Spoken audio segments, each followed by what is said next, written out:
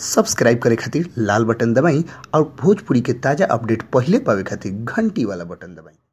छपरा जिला भोजपुरी पर लोग के बहुत बहुत स्वागत बा। जी हाँ, भोजपुरी के सुपरस्टार खेसारी लाल यादव आजकल फिर एगो बात से लेके चर्चा में विषय बन गई बने। जी हाँ, लोग के बता दी खेसारी लाल यादव की एगो गाना आजकल दर्शक लोग के बहुत भा रहल बा।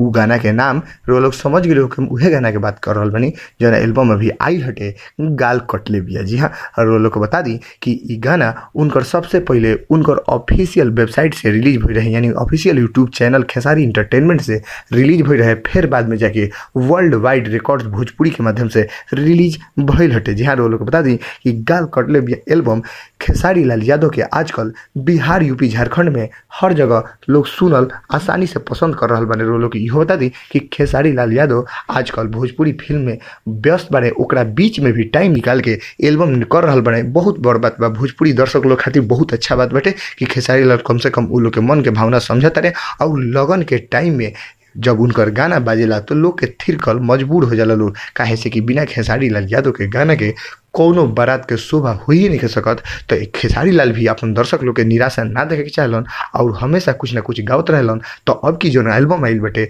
उन एल्बम के नाम हटे गाल कटले बिया, जेकर म्यूजिक डायरेक्टर शिशिर पांडे जी बने। जी हाँ, और गाना के रिकॉर्डिंग साहिल खान स्टूडियो मुंबई में भइल बटे। यह गाना के राइटर श्याम देहाती जी बने, अपना कलम से बहुत अच्छा पिरोले बने, जो कि आजकल पब्लिक लोग के बहुत ज़्यादा पसंद आ रहा बटे। हमारा अंदाज बा कि रउआ लोग भी सुन ले हो, मगर ना नहीं सुन ले तो वर्ल्ड वाइड भोजपुरी चाहे खेसारी इंटरटेनमेंट के चैनल पर जाकर रउआ लोग गाना के सुन सकतनी, आनंद उठा सकतनी। आजकल खेसारी लाल यादव के गाना पब्लिक के बहुत खूब पसंद पड़ रहा बटे। जहाँ भोजपुरी की ताजा खबर रोल के बीच ले आओ, तरफ से बस लाल बटन दबा के सब्सक्राइब करिए और घंटी वाला बटन दबा के सबसे तेज अपडेट